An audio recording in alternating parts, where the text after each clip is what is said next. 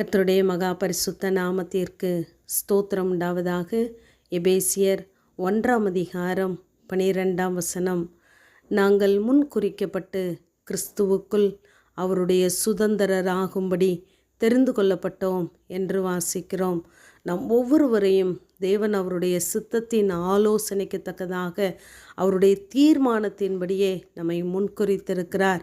எதற்காக முன்குறித்த நம்மை தெரிந்து கொண்டார் என்றால், கிறிஸ்துவுக்குள் அவருடைய சுதந்திரராகும்படி நம்மை தெரிந்தெடுத்திருக்கிறார். நாம் அவருடைய பிள்ளைகளாய் இருக்கிறோம். நாம் பிள்ளைகளானால் சுதந்திரருமாமே. ஆகவே தேவன் நம்மை முன்குறித்தது எதற்கென்றால், அவருடைய சாயலுக்கு ஒப்பாக நம்மை மாற்ற வேண்டும் என்பதற்காக என்று ரோமர் 8 நாம் பார்க்கிறோம். ஆகவே தேவ சாயல் நம்மிலே வெளிப்படுகிறதா இருக்க வேண்டும். நம்முடைய வார்த்தைகளிலே, நம்முடைய கிரியைகளிலே, நம்முடைய பார்வைகளிலே, நம்முடைய சிந்தைகளிலே தேவனை நாம் வெளிப்படுத்துகிறவர்களாக இருக்க வேண்டும். நம்முடைய ஒவ்வொரு அசைவும் தேவனுடைய மகிமையை நாம் வெளிப்படுத்துவோமானால் நாம் தேவனுடைய பிள்ளைகளாக இருக்கிறோம்.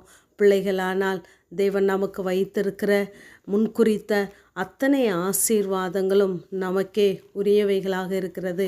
1 பேதுரு 1:20 நாம் வாசிக்கும் பொழுது, அவர் உலக தோற்றத்திற்கு முன்னே குறிக்கப்பட்டவனாயிருந்து தமது மூலமாய் தேவன் மேல் விசுவாசமாயிருக்கிற உங்களுக்காக இந்த கடைசி காலங்களிலே வெளிப்பட்டார் என்று வாசிக்கிறோம்.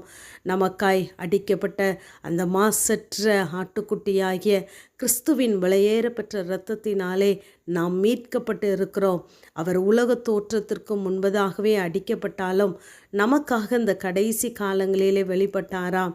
எதற்காக என்றால், நாம் தேவன் மேலே விசுவாசமும் நம்பிக்கையும் வைக்கும்படியாக தேவன் மரித்தோரிலிருந்து அவரை எழுப்பி அவருக்கு மகிமையை கொடுத்தார் என்று வாசிக்கிறோம். இந்த தேவன் எவ்வளவு நல்ல தேவன்! நாம் பிள்ளைகளாக வேண்டும் என்பதற்காக, நாம் தேவனை நம்ப வேண்டும் என்பதற்காக அவர் இந்த கடைசி காலங்களிலே நமக்காக அடிக்கப்பட்டாராம். நாம் அவர் மேலே நம்பிக்கை வைக்கும்படியாக, நம்முடைய விசுவாசம் பெருகும்படியாக, நாம் தேவனுடைய பிள்ளைகளாய் சுதந்திரராய் மாறும்படியாக தேவன் இத்தனை காரியங்களையும் நம்முடைய வாழ்க்கையிலே செய்கிறார். இப்படிப்பட்ட பிள்ளைகளாய் இருக்கிற நம்முடைய வாழ்க்கையிலே எதுவுமே தற்செயலாய் நடப்பதில்ல. நம்முடைய வாழ்க்கையில் எல்லாவற்றையும் தேவன் முன்குறித்து வைத்திருக்கிறார். அவர் அதினதின் காலங்களிலே அதினதின் காரியத்தை நேர்த்தியாய் செய்ய போதுமானவர். நம்முடைய வாழ்க்கையிலே நடைபெறுகிற எல்லா காரியங்களும் தேவன் அறியாததும் அனுமதியாதது எதுவுமே நம்முடைய வாழ்க்கையில் நடைபெறவில்லை. ஆகவே எல்லாவற்றையும் முன்குறித்து சரியாய் செய்கிற தேவனுடைய கரங்களில்தான் நாம் இருக்கிறோம். யோபு சொல்லுகிறார், பூமியிலே போராட மனுஷனுக்கு குறிக்கப்பட்ட காலம் உண்டு என்று சொல்லுகிறார். 7:1 நாம் பூமியிலே வாழ்கிறோம். நமக்கென்று எல்லாம் உண்டு. ஆனால் நமக்கு போராடுவதற்கு அந்த காலத்தை தேவன் குறித்து வைத்திருக்கிறார். மாயையான மாதங்கள், சஞ்சலமான ராத்திரிகள் எனக்கு குறிக்கப்பட்டது என்று சொல்லுகிறார். அவர் கடந்து வந்த அந்த உபத்திரவத்தின் பாதைகளிலே அவர் இந்த நாட்கள் எனக்கு குறிக்கப்பட்டு இருக்கிறது என்று அவர் நம்பி ஏற்றுக்கொள்கிறார். எனக்கு மாறுதல் எப்பொழுது வரும் என்று அவர் காத்திருக்கிறார். ஆனால் 23:14 எனக்கு குறித்ததை அவர் நிறைவேற்றுவார் என்ற நம்பிக்கையை அவர் வெளிப்படுத்துகிறார். ஏனென்றால் தேவனிடத்திலே அவர் உறுதியாய் உத்தமமாய் நின்றதை நாம் அறிந்திருக்கிறோம். நம்முடைய வாழ்க்கையிலும் தேவன் நமக்கென்று குறித்து வைத்ததை அவர் நிறைவேற்ற போதுமானவராகவே இருக்கிறார். அதற்காகத்தான் நம்மை பிள்ளையாக அழைத்திருக்கிறார். அத்தனை சுதந்திரங்களையும் நமக்கு தந்திருக்கிறார்.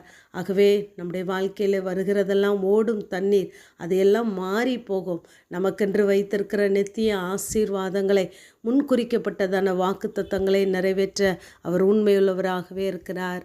ஆமேன். ஜெபம். பிதாவாகிய தேவனே, குமாரனாகிய இயேசு கிறிஸ்துவின் நாமத்தின் மூலமாய் உடைய சன்னிதானத்தில் வருகிறேன்.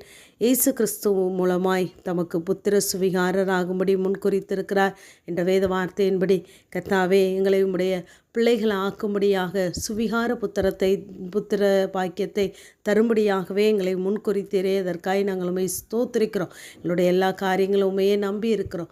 இயேசுவின் மூலம் ஜெபங்கேலும் எங்கள் நல்ல பிதாவே. ஆமேன்.